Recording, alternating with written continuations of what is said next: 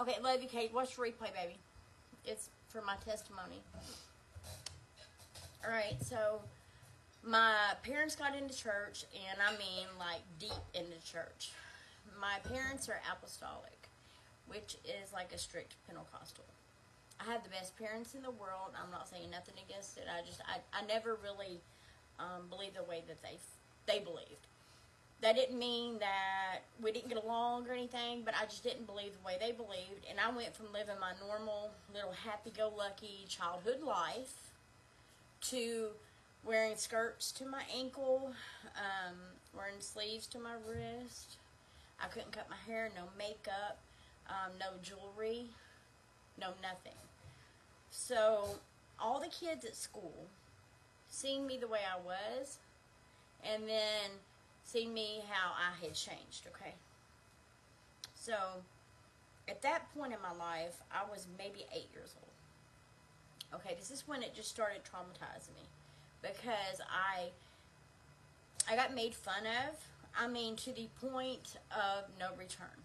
And I was not the person I am today, by no means. I felt hurt. I was embarrassed. I would sneak shorts under my dress, and I would go to school, okay? And then that way that I could feel like a normal human being. Well, today's world's even worse, but back then the world was bad still. And I went to school one morning, and this is what made me strong, okay? I got on the bus, and when I got off the bus, I didn't make it into school. There was 11 other children ranging from 8 to adults age 27 that took me and beat me and raped me. They put me through a living hell. At that point, I was scared to live. I was scared to die. I didn't know what to do. I didn't know which way to turn. I couldn't tell my parents because I didn't want them to feel responsible. I couldn't tell my teachers because they would get a hold of me again. All right, you all, I'm 8. All right, at this time, I didn't know how to fight. I didn't know, I mean, who in the hell can fight with 11 people anyway? So, once this happened, I was scarred. I was 8. 8. Do you know a little girl that's 8 years old? Think about them. Just put that child in your head. A little 8-year-old boy. Just think of an 8-year-old. All right, how big they are. Their size. That was me. So for the next week at school, I kind of kept to myself. I hid. The whole school year was shit. I mean, crap. All right. Long story short, by the end of the year, we had about a month left. And if you remember back in school days, like we would have to team up with a partner and do maybe a science project or whatever project, okay? In my case, it was a science project, and it was an even amount of children in the class, so everybody got to pick one person. And this is the year that all this happened to me, all right? So I was still the outcast. Like, nobody liked me the whole year. This was the worst year of my life, okay? 3rd grade, worst year of my life. And I had a best friend the next year, which had me. But before this, I'm at work, I have to watch replay. Okay, Elena, honey, you're fine. I love you. You have a wonderful night at work. And it was bad, you all. They picked everybody, and it got down to me and one other kid. And the little boy that was left was part of the 11 people. And he says he didn't want to do the project with me, and I was over here like, I don't want to do it with you either, you know.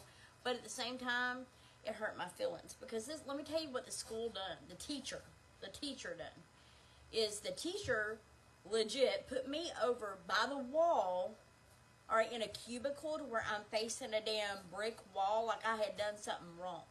All right, knowing I hadn't done anything wrong. Nothing.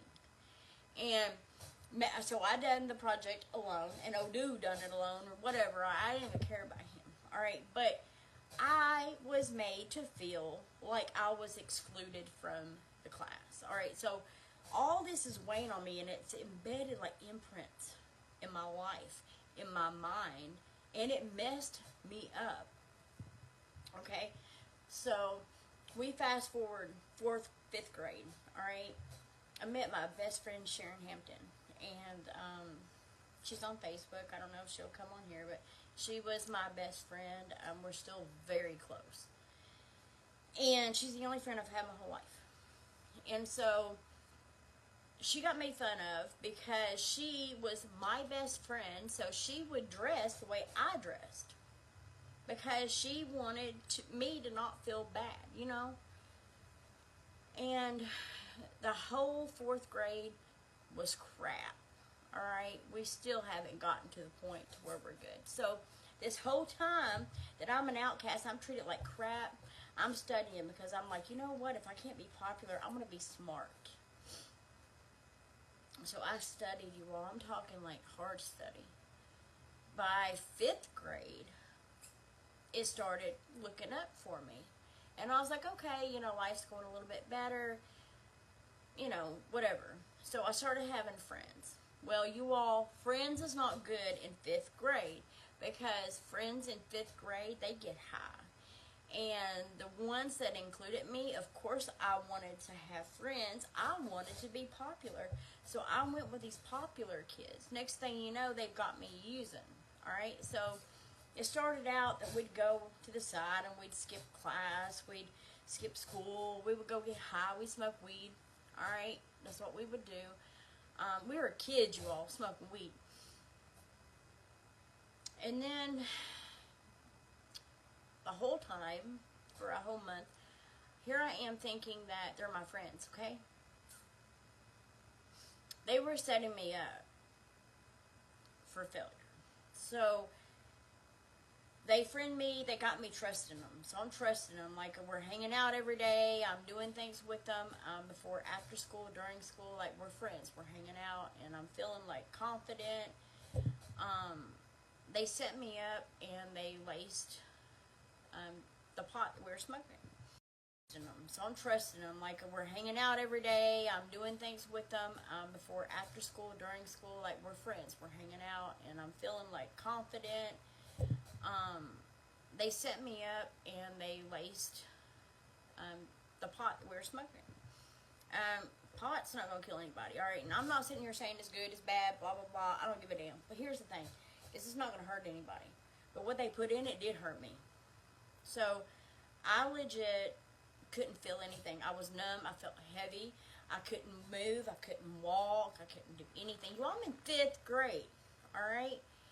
I'm scared shitless. 10 years old. Like, I don't know what to do.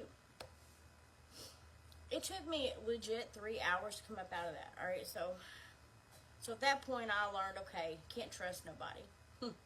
Nobody. So for the next year, I ended up being one of them girls that just, I didn't have nothing to do with anybody. And a lot of people said that I was a little cocky because I turned to be independent. And I was like, look, you know, I don't trust nobody. I done my thing. I had straight A's in school. I had perfect attendance. I was winning every award. I was on the volleyball squad. I was doing ballet. I was doing orchestra. I was in the band. I did tap. I was in some church organization. Like, I was going, okay? So I'm, like, very active. I'm busy.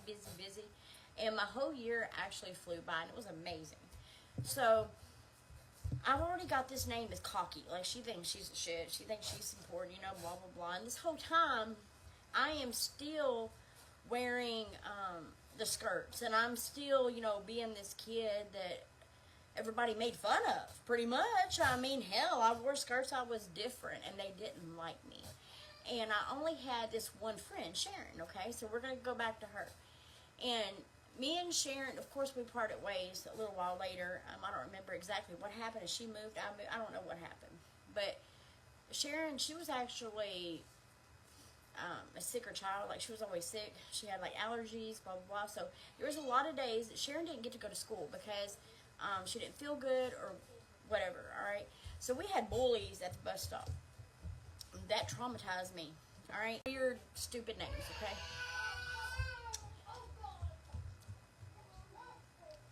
Did you get him? Megan, you got the baby?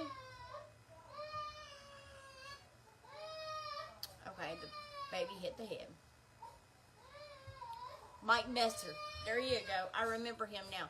Okay, so Michael Messer started this whole crap with Dave Blade and all that. And they would throw stuff in our hair, like, I don't know, candy food, whatever it was. They would throw stuff in our hair. They would make fun of us. And so this is, I'm trying to build up to where I need to get, okay? I just want to, this is the foundation. And so all this bull crap happened, and it really traumatized me, and I'm sure it did her as well. And so later in life, we're going to fast forward to about 9th grade maybe. I got a new friend, all right? And me and her, we ended up being really close because I don't remember. Sharon, what happened? Did you move off or something? I can't even recall. Like, my mind is messed up at this point. But I had a new friend, and she had an older brother that would come and pick her up. She could call him and pretend, you know, like I'm sick, blah, blah, blah. This is 9th grade. All right, so her brother, his name was Steven. I'll never forget. He would come pick her up. So one day, I was like, hey, I'm going to catch a ride because, like, I'm out of here, you know. And so I skip class. I leave with her. I just walk out.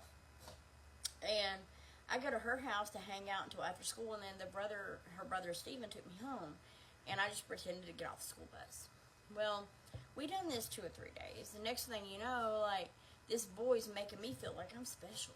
He's making me feel important. He's making me feel pretty. You all, this guy is 29 years old, and here I am, you know, 9th grade. Next thing you know, we're dating. I'm dating this guy. I really enjoyed that he had freedom. He had a car, he had a home, he had this, he had that.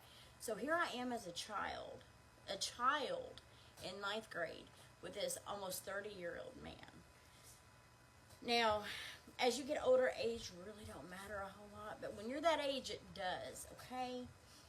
We moved down the road, and I had to go to Scott County. Then I got, yes, then you got pregnant. Your mom wanted you to hang around me much, then shortly after. That's right, that's right. I did meet Michael. You're right. So at the time, so I'm dating this Steven guy and Michael, which was my first husband.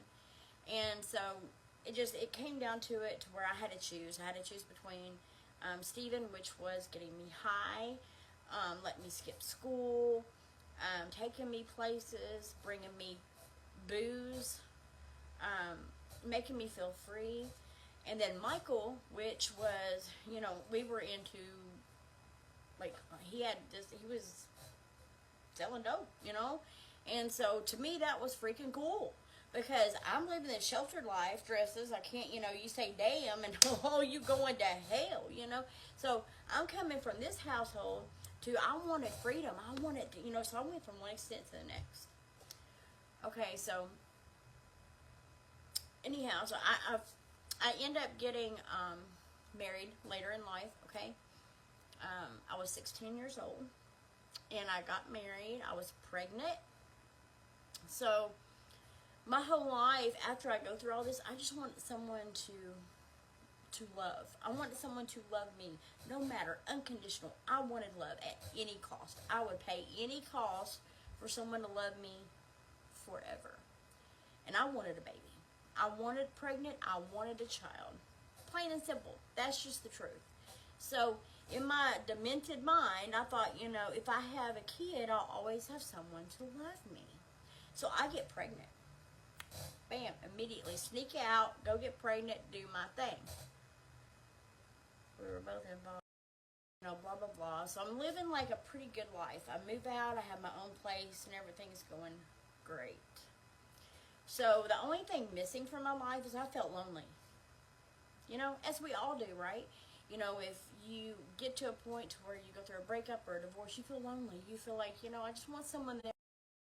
I want, like, you know, it's not even about sex or anything like that. I mean, I'm talking, you just want someone mentally, to, you know, like, you know. So I reached out and I met a guy, several guys, and I ended up choosing one. You know how it goes, and I chose the wrong one. And me and him ended up alcoholics. He was a heavy drinker when I met him, and I hated it. I didn't like the smell, blah, blah, blah. Well, let me tell you something. You sit at a bar long enough, honey, you're going to drink. So what did I do? I drank. Am I still frozen? Sandy, is it good?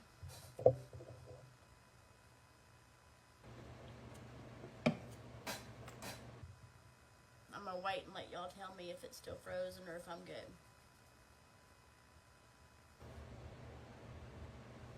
Broadcast interrupted. Alright, is it... Alright, y'all let me know if it starts... Is it raining outside or anything? I'm having trouble with connection. Alright. Is it... Like, y'all let me know when it's going good again, please. I'm just going to wait just a second.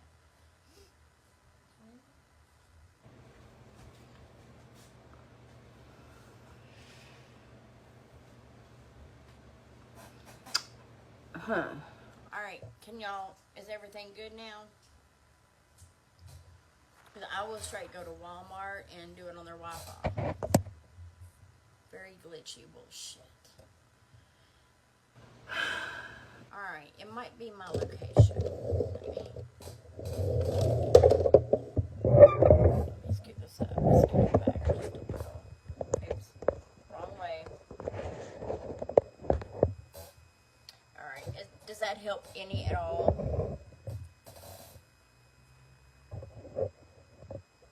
I'm trying to back it away from that window. Sometimes that might be the issue.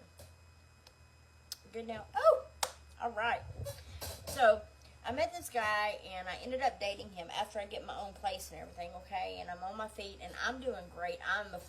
I'm paying all my own bills. I got my own vehicle, my own home. I had a four-wheeler. I had it all. Okay? Next thing you know, I get with a dick that he was an alcoholic, and I hated it. And I was like, you know, I hate you. I can't stand this drinking, blah, blah, blah. And thank you all. And so I was like, well, screw it. You know, I had a rough day at work. I come home, this guy, he doesn't work. I'm paying his way. And that's why I'm so against men that don't work today, because of that. So next thing you know, I'm mad. So I start drinking, and I'm like, you know what?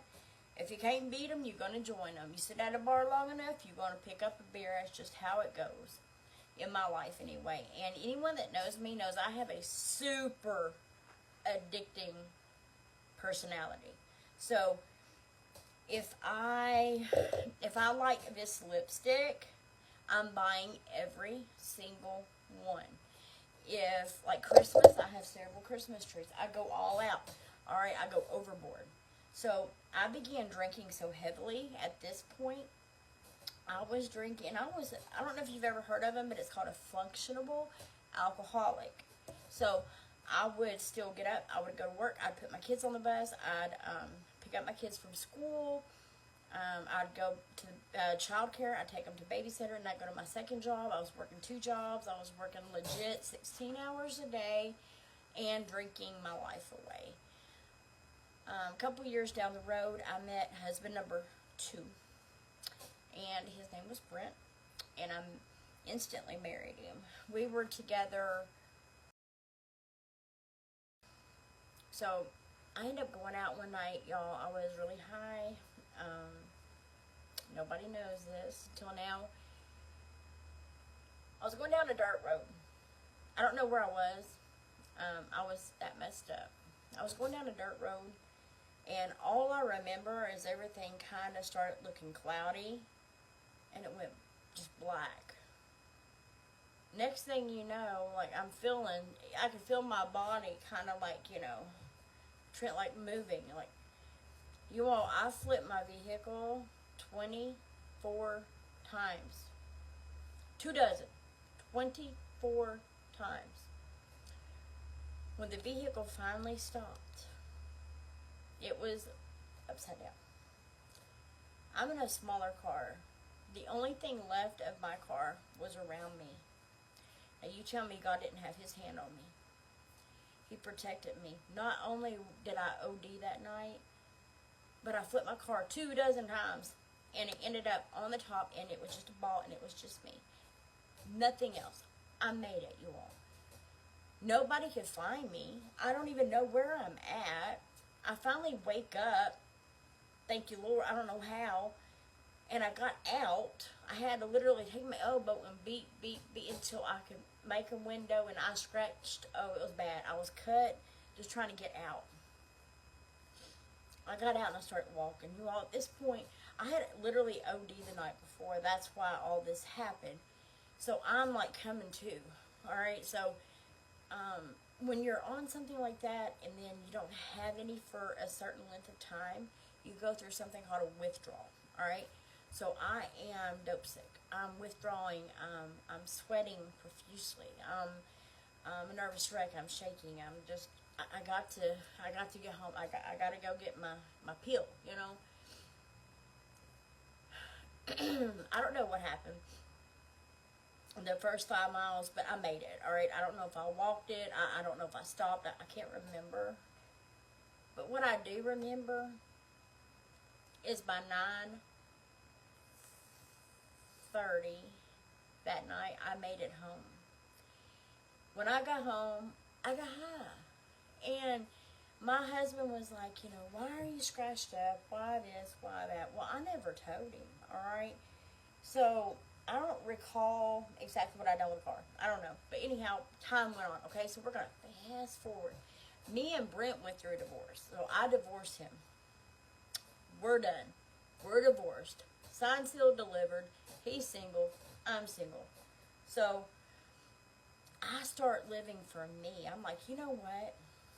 My kids are older. I'm free. You know, I can go do as I wish. Now, they weren't 18, but they, you know, they were old enough to fend for themselves. If they're hungry, they can make something or whatever. I can leave. They're safe. They're fine. Y'all, I ended up going down a bad road. Bad. I started letting children come to my house, hang out, drink, party. Yes, I did. Did I necessarily buy it for them? No. But I allowed it. I allowed it, which is just as bad. Now, I've had kids take some of my booze before. But at the end of the day, I allowed it. So, one night, I have an apartment in Georgetown, Kentucky. I had my daughter, her boyfriend, his brother, and his brother's wife, girlfriend, fiance, whatever she was. And so we were playing cards, we were drinking, we were having fun, we were laughing. It was a good night. We were actually just enjoying life. A fifth person joined the group. And when she got there, we just got a little wild, and we started drinking heavier. We were playing like cards for money. You know, we were gambling. We were having fun. We were getting loud.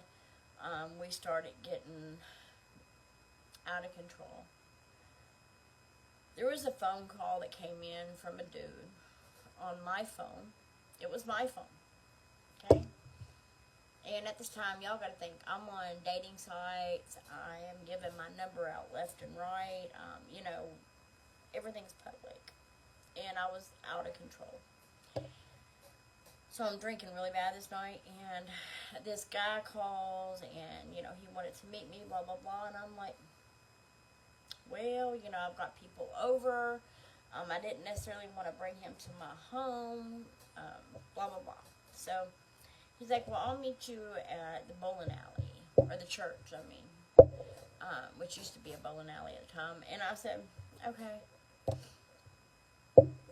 We went over there, and my daughter's boyfriend and his brother,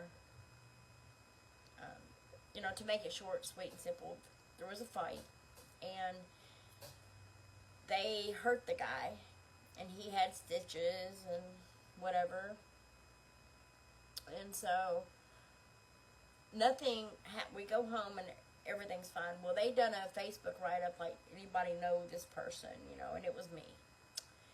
And of course, people, yeah, that's Genell, blah, blah, blah, and I was like, ugh. So I go down and I have to go to the jail or to the police station and get questioned, and all the others do, blah, blah, blah. So I went in there and they started asking me questions and this and that, and I was like, look, you know what, I ain't gonna lie to you. Yeah, I done this, yeah, I done that, and I was trying to protect all the children, and I didn't want none of the kids to get into trouble. And so I said, look, if I take the blame for all of this, will the kids be free? He said, yes, ma'am. They will basically walk on probation, blah, blah, blah. And I said, well, what will I get? And he said, well, you're probably looking around 10 years, 10-year probation, or probation, or whatever it was. I said, okay. I mean, I can walk it, at this point, I'm like, whatever. So, I go through, it was a process, like court for like 8-9 months. Like, I had court once a month. It was a felony court. They changed it once we made it to court, and they amended it or whatever to where it was,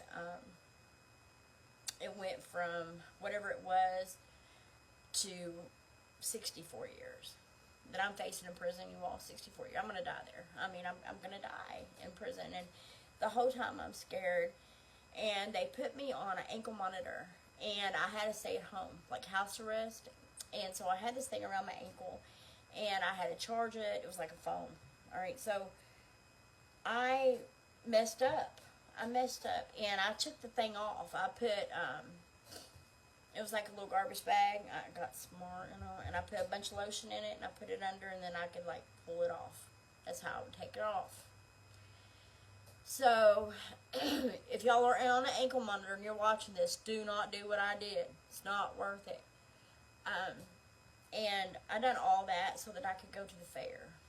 Well, at this point, I'm almost sober. Almost. I go to the fair, and the lady that does my house arrest, she's there at the fair. She knows I'm on house arrest. So I get caught. Alright? And she's like, and I immediately left and went home and put it back on like nothing had ever happened. And then they called me and they said, we need you to come into the office. So I was like, whew. So I went to the office, and thank God, he got me through that, and they just gave me a warning pretty much. And so I was like, okay. And I went back home, and I was just sweating bullets, you all. I was like, whew, whew. So everything was going good. 4 or 5 days after this happened, my first husband's grandfather died. And we called him Papa. And so when Papa died, I wanted to go to the funeral because I, honest to God, loved him. I still do. He was a wonderful man, and probably one of the best men I've ever met in my life. So I wanted to go. So I called down there and I said, it's my first husband's grandfather, and he passed, and I want to go to the funeral because it was really important to me to be able to go. So they said, well, we'll check into it, blah, blah, blah. So they tell me, yes, I can go. I'm like, okay. So right before I go, there's a policeman that pulls up. And I'm like, what the hell? I'm sitting in my garage with the door open. That's what I used to do. And I was smoking a cigarette. So I'm smoking my cigarette, and he pulls up. I don't think much about it. So he starts walking up my driveway, and I'm like, how you doing, sir? He said, good. And he said, you Genell? I said, yes, sir. You know, I mean, I'm sitting there, I'm not doing nothing wrong. And he said, you have to come with me. And I said, why? He said, well, don't question, you know, and I said, no, why? Why? What did I do? He had no excuse for me. So I was like, oh my Lord. So I said, let me at least text my husband, let him know what's going on, because I was still married at this time. Or no, yeah, I'm sorry. I'm getting my times confused, but yes, I was still married. And so I texted Brent and I said, look, I'm going to jail. I said, so if you don't mind, like, check into it, come get me, you know, whatever. And he's like, okay. So I go to jail. He tried to come down there and bomb me out. They wouldn't allow him to. I had to wait and see the judge. I had to wait 10 days. And at the 10-day mark, they said no, I couldn't get out. I pulled 30 more days. Then they let me out. I was still on my ankle monitor. And at this point, me and my ex-husband, we were done. Okay, we were done. So I sent the address to my parents' house. So my parents had to come in and approve it. I went to Columbia, Kentucky on an ankle monitor, and I lived in their church. All right, so it was like upstairs in the church. There's a couple little bedrooms up there, and you know, so it was like my own little pad up there. So I'm happy. I'm down there on my ankle monitor. Everything's going great, right? No. Okay. I never once took that ankle monitor off, and to be honest with you, it was so tight I don't think I could have. But I went and took a shower, all right, and a piece of it came off and it got wet, so it immediately triggered them that my GPS was off on my ankle monitor, and that meant that I was missing. I'd done something with the ankle monitor, and they came to my parents' house and they arrested me. I went to jail. I went before the judge, and they wanted a $10,000 bond. $100,000, 10% it. And my mom's like, well, my mom paid it. She got me out, and I went home. So I went month to month to all of my my court dates. Okay, so I go to all my court dates on time. I'm doing everything right. At this time, I'm just upset. I feel like I've lost everything in my life. I'm hopeless. And I had nothing, and I cried all the time. I was miserable, and I thought, you know what, I have nothing to lose, and I got high, really high, every day, drinking, every day, and the first couple months, I made it. I didn't have to do a piss test. Everything was good. I'd go to court month 3, or the third time, which was actually month 4. But the third time I went, they was my final sentencing. And long story short, I went to it, and they said, Genell, you know, guilty or not guilty. And I had just talked to my lawyer 12 minutes before this happened, like right before it happened. And I said, you know, what are we doing here? Like, am I going to jail? Am I going to walk? And she said, look, you sign this paper saying you're guilty right now. I promise you, you're going to leave today, 5 years probation. 5 years, you walk it at home, you're free. Okay, I'll sign it. Who wouldn't do that? I get before the judge, and he took the papers and ripped them. And he looked at me, and he says, Genell, I'm going to make an example out of you. You get 5 years flat. 5 years in jail. Y'all, my heart dropped. I turn around, and I look back at my mom and dad. My dad don't hear good. My mom could hear.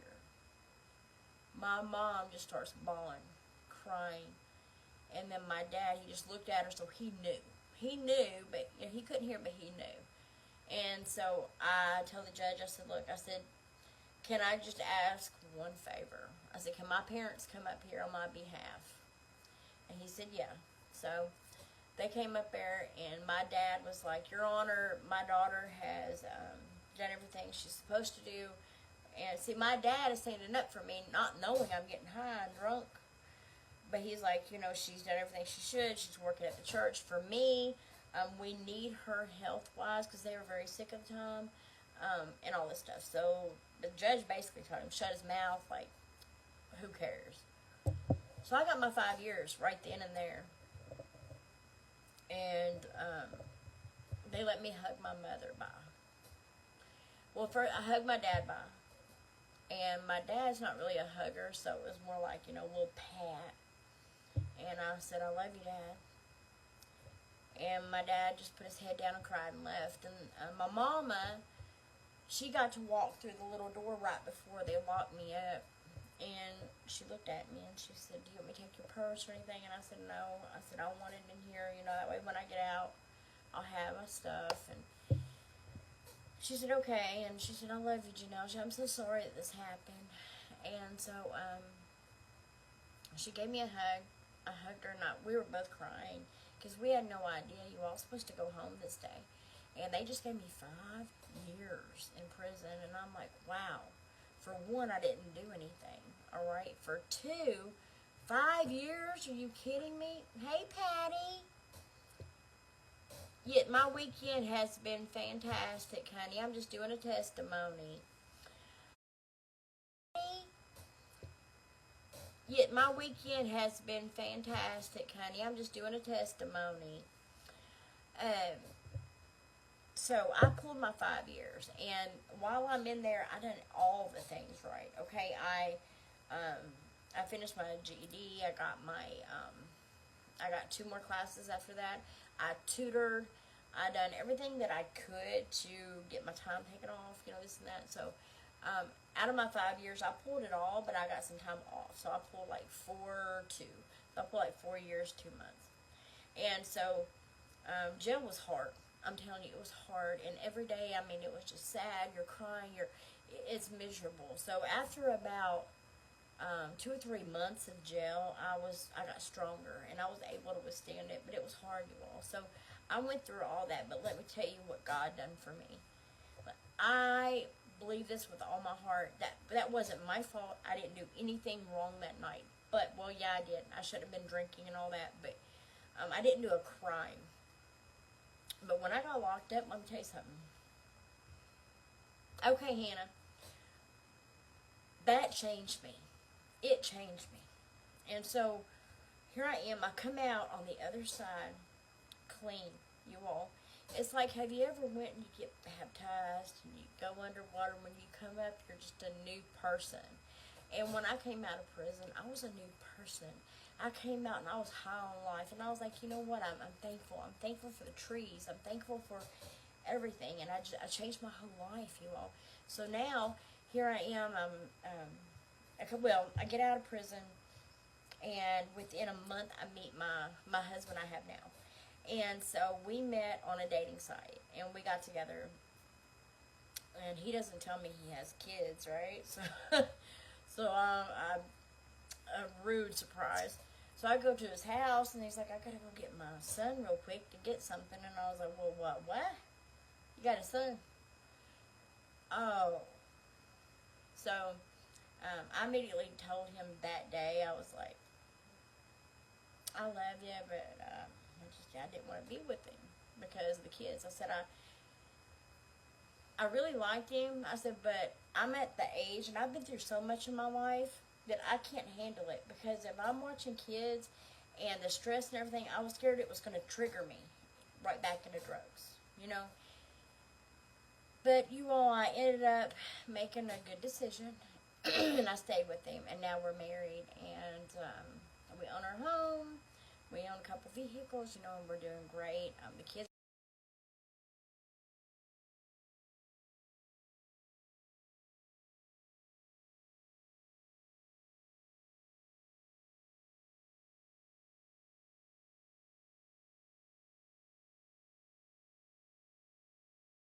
are doing better, and we're a family. Now, that's the basics of my life, but God has healed me from cancer, not once, but seven, Eight times. 8 times. 8 times I have had cancer, and God saved me. My God done that. My God put me through 5 years in jail and set me down and said, you know what? You will listen. And that's how I feel. I read my Bible every day, and I learned. So you all, I went from this rambunctious child that got so hurt, and I was torn. I mean, physically hurt, mentally hurt at 8 years old. All right?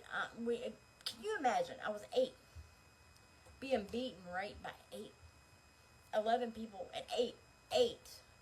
All right, so I was traumatized. So the drugs and all this, it numbed me. It just numbed me. And I liked it, and I still smoke. Without those, I kill everybody.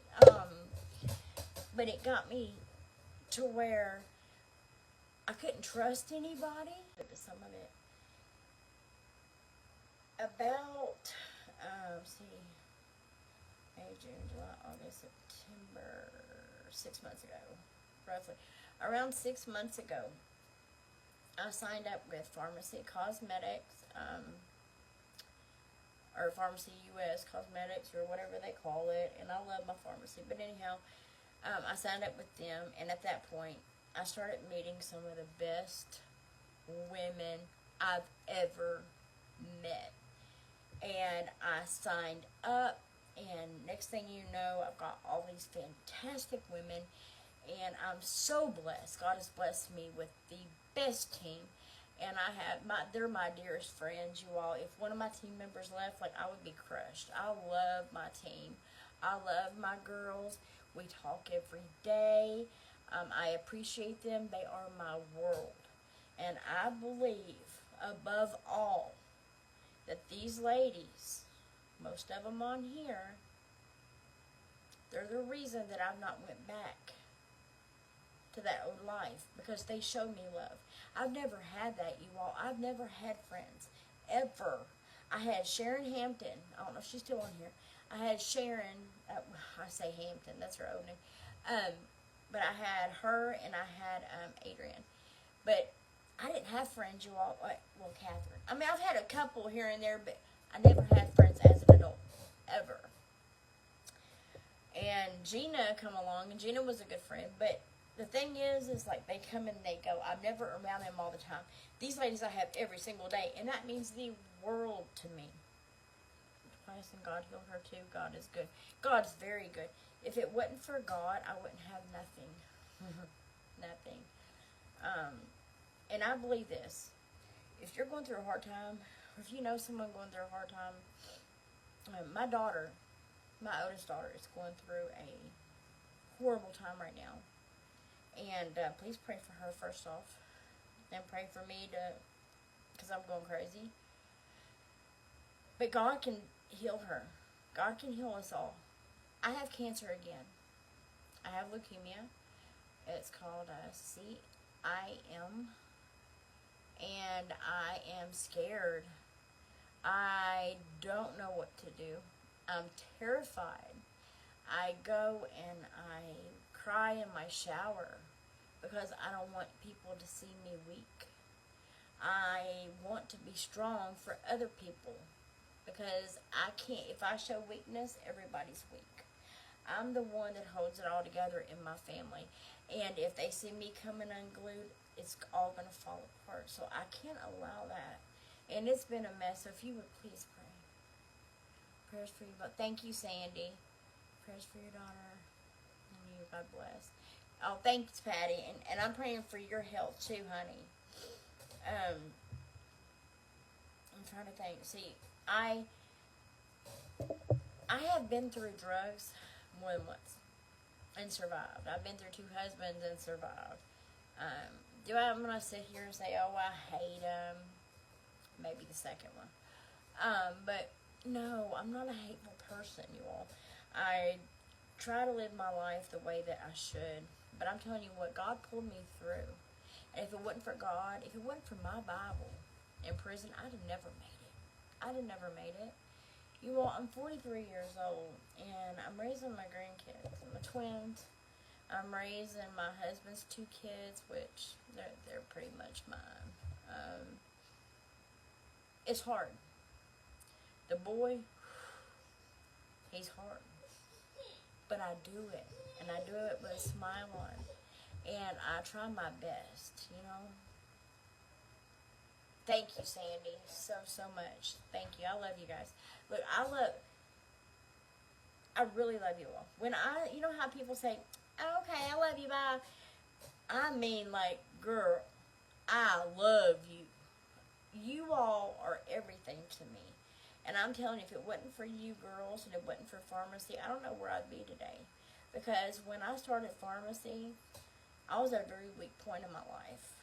I was with another company called Unique, and they really traumatized me too. And so I was almost done with direct sales until I found pharmacy. And I was a little iffy about it. But you on my team now, like, it don't matter. And here's the thing to me. It's not about me hitting bonuses. It's not about me making a crap ton of money. It's not about all that. Like, yeah, you know, it's nice to hit bonuses. It makes you feel good, and this and that. But my team means the world to me. The world. If one of them needed me, and most of them don't live near me, none of them do, really. I have to drive a ways or fly. But every one of you, I promise you, at a drop of a hat, if they call me at 4 a.m. and they said, Genell, I'm having a bad night, I'm right there. Hey, what's wrong, honey? Let's talk it through. I would do that for them, and I promise you they do it for me.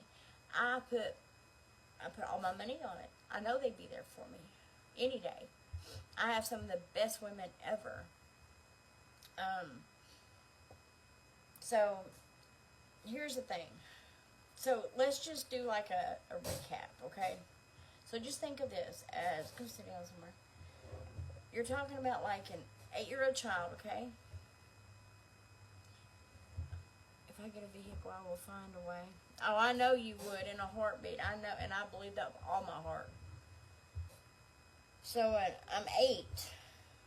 All right, and I'm going through all this trauma of being beat by adults and children and being raped repeatedly.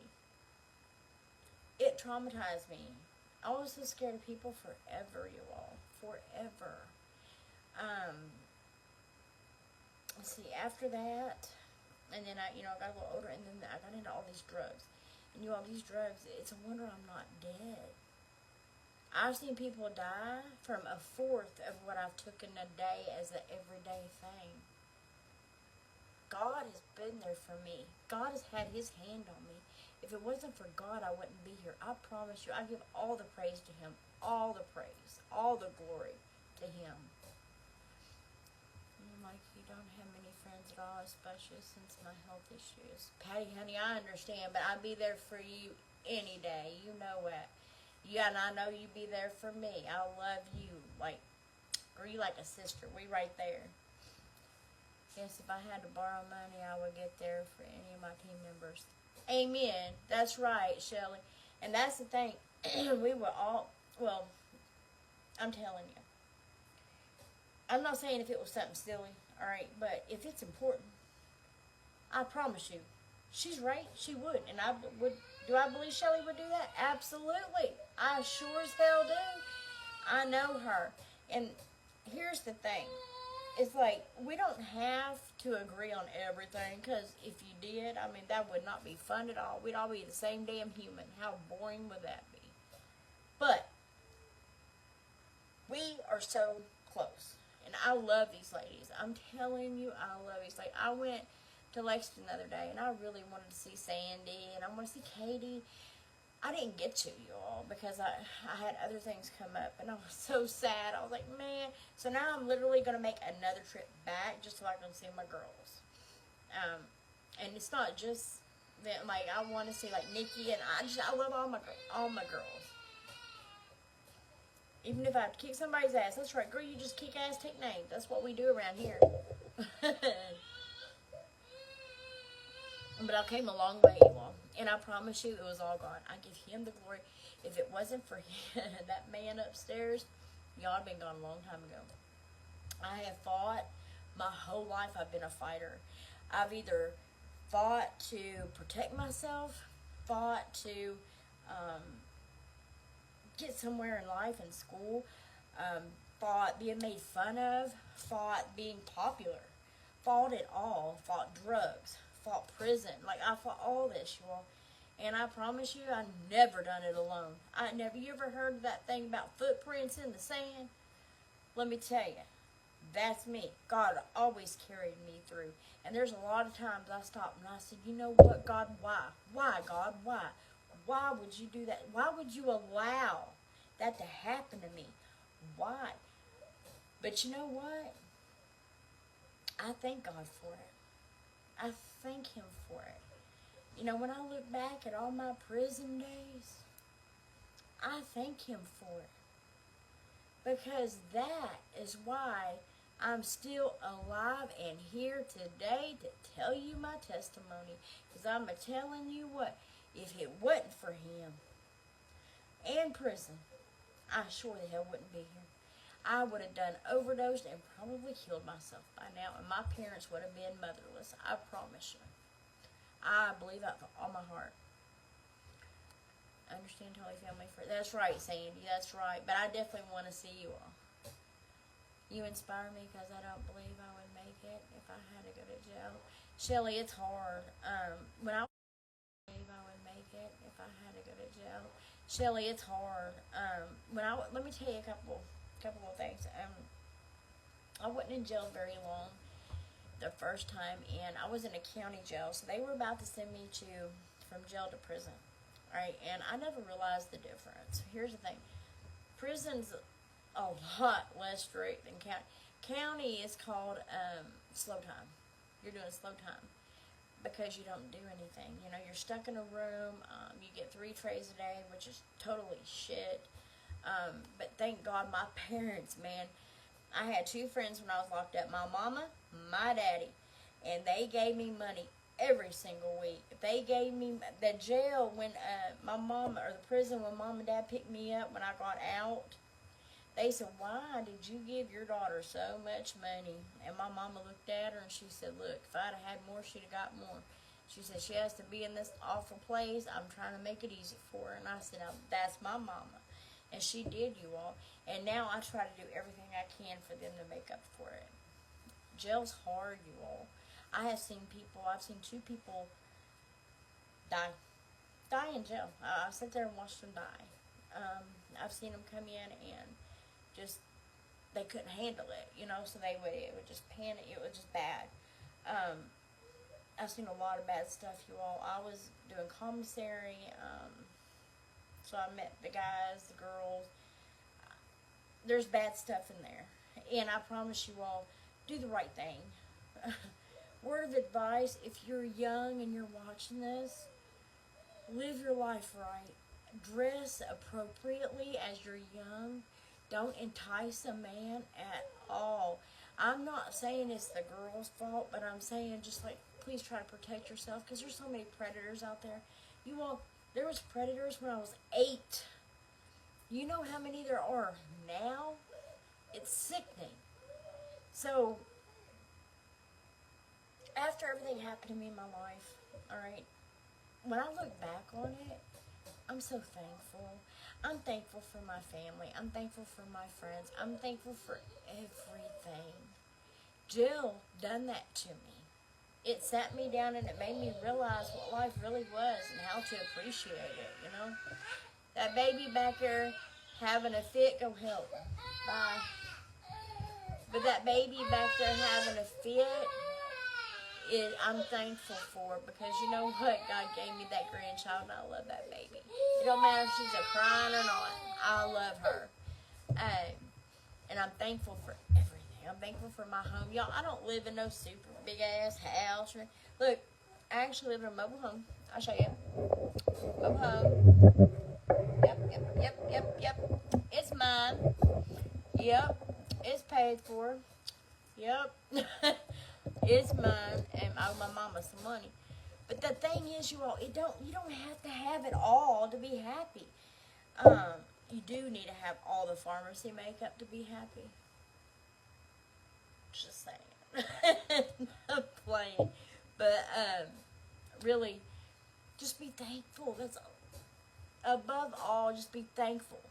Wake up in the morning. I don't care if you drink coffee, pop, water, tea, juice, whatever you drink, okay? When you wake up in the morning and you go pee or whatever you do, and you get your drink, and you're reading your paper, or you're looking on your phone, or whatever you do, just stop for 1 second or a few seconds and say, Lord, thank you for another day. Thank you for waking me up. Thank you for protecting me from whatever. You know, every day I thank God for everything. I thank Him for pulling me out of depression, pulling me out of addiction, pulling me out of prison, pulling me out of being raped. Not only was I raped when I was 8, I left this part out, I guess. I was raped again by get off of that. You're too big. I was raped again by a guy I was married to, his family member, and it traumatized me again. So it's horrible, I'm telling you.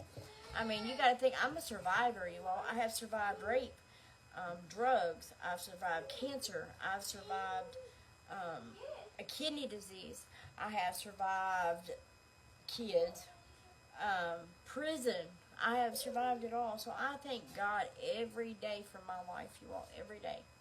But let me tell y'all something. So I have 3 children, right? That's biologically mine. And Hannah is my youngest. And Hannah, she came to me a few months ago. And her and Chris, which is her friend, bought a 2020 Camaro. And so Hannah felt responsible for my 5 years in jail because it was her and her boyfriend, all of them. All right, so now do I blame her? No, I blame my damn self for drinking and being stupid and making stupid decisions and allowing stuff to happen. My fault. But here's the thing. She came to me and she said, Mama, she said, I love you. She said, I can't give you your 5 years back that was taken from you. She said, but what I can give you, and she looked over, is a 2020 Camaro. And I said, deal. Shake hands. And that's how I got my car, you all. I've never paid a penny for it. I have been blessed. God has blessed me. People say, oh, God blesses me. Honey, God blesses me more than you. I promise you, we can argue all day. I am blessed. And I thank God for everything. God is good. He definitely watched over us last night. Van's rifle accidentally went off. Oh! Went through the bedroom and into the living room. A couple inches to the right, it would have hit Danielle and the baby. Oh, Lord.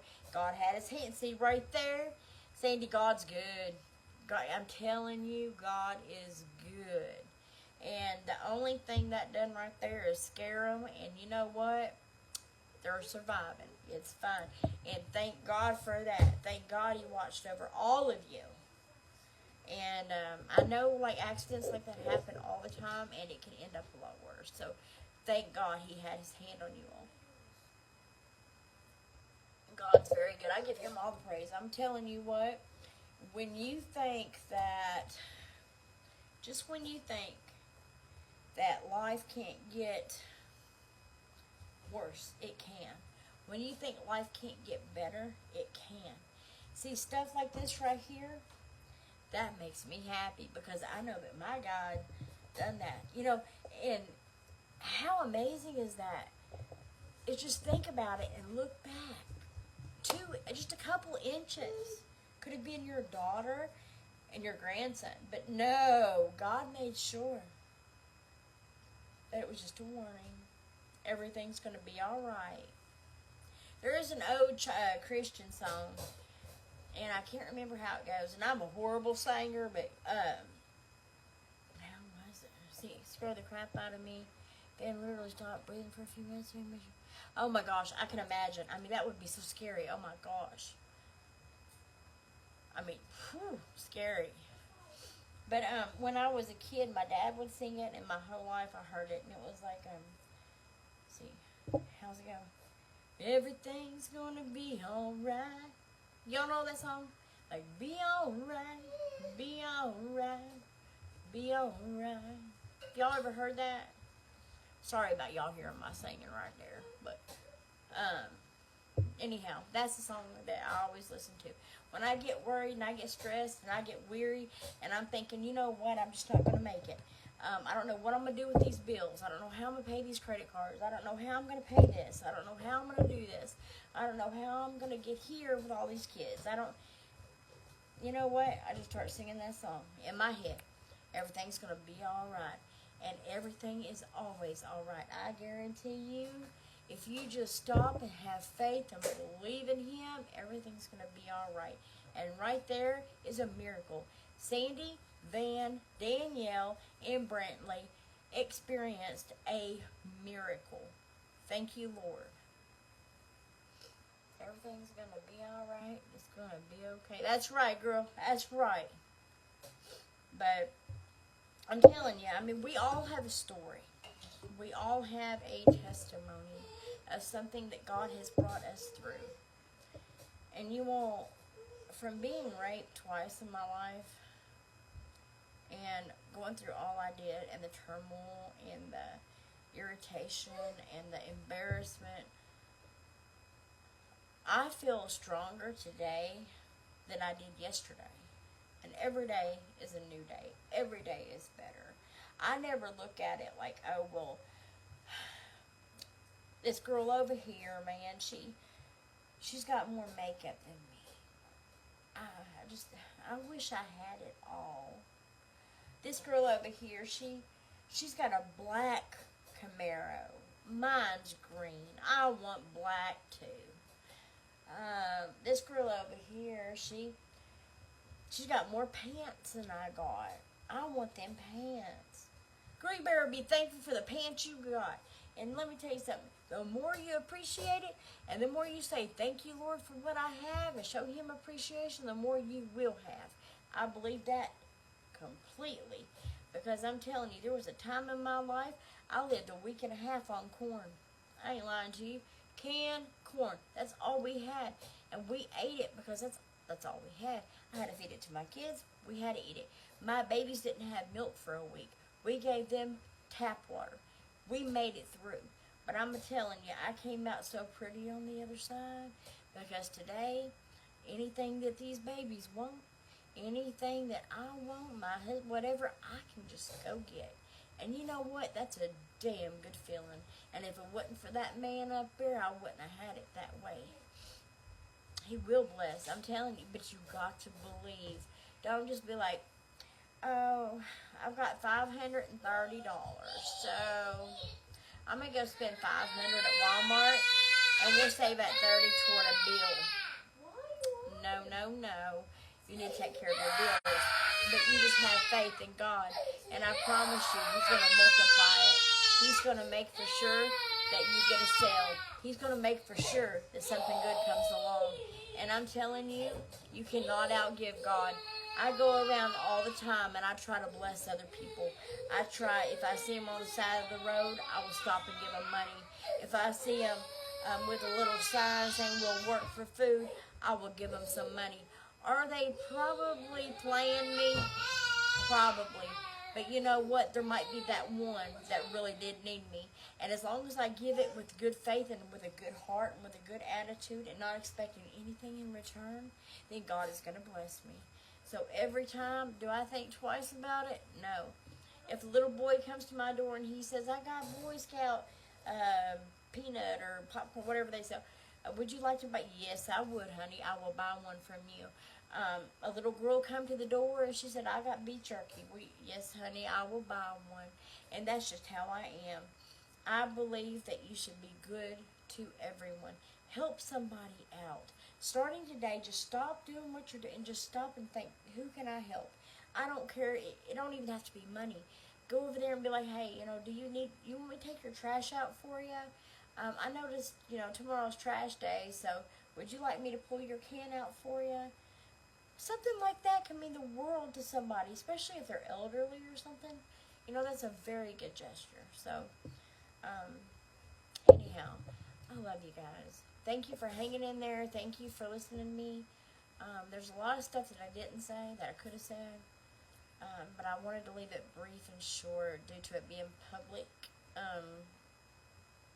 I may do another one on a private page. But I love you guys. I appreciate y'all hopping on. Love God. Honor God. Appreciate God. Believe in God. And no matter what you're going through, and let me tell y'all something. You know, I can sit here with a smile on my face, and if y'all only knew half the stuff going on in my life right now, most people would just sit and cry. But I'm strong, and I know that He's got it. I know I just need to stop and be still and wait, and my God's going to make it all work out every time. You're welcome, Shelly. I love you guys.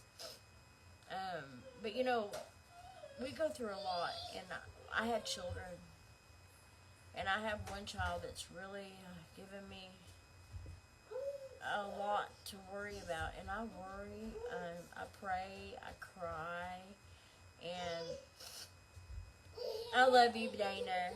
Big bunches too. And it's hard, guys. It's so hard. So if y'all don't mind to pray for my oldest daughter, she's going through something right now that she really needs some help. And so I'm hoping and praying and believing. I'm not going to say hoping. I know. I believe it. God's got this. And I'm going to just sit and wait, because I know that I can't do anything. All I'm going to do is get in the way. I'm going to let Him do it. So, yeah. So y'all pray for her, please. But I love you so, so much. Thank you all so much for hopping on. Remember that each and every one of you all, I do love. I mean, from the bottom of my heart, I do. A lot of people are like, you know, you just get on, do makeup, trying to make money. Let me tell you something. If y'all want to hop on and buy a product, hey, that's great. That makes me happy. Yes. But if you hop on and just say hi, I'm just as happy. I'm not all about the money. I'm not all about that. I promise you. It doesn't matter. I've had months I've hit 18%, and I felt amazing. Yeah. But the months that we might hit 3%, I feel just as amazing. I love my team. I love the friends that hop on all the time. Dana, you are the most persistent viewer I've ever had, and I love you. Your family, your friend, you're everything, and you've got you raised an amazing daughter. You and Katie are right here. But I love you guys so much. Y'all have a wonderful night. Enjoy your Sunday. Tomorrow starts a brand new week, so let's start it out with a bang. Let's help somebody. Let's do something nice for someone else. Sometimes if you just stop thinking about yourself and think of somebody else just for 5 minutes, it can make your day and theirs brighter. So I love you guys. Y'all have a wonderful night, and I will see you tomorrow.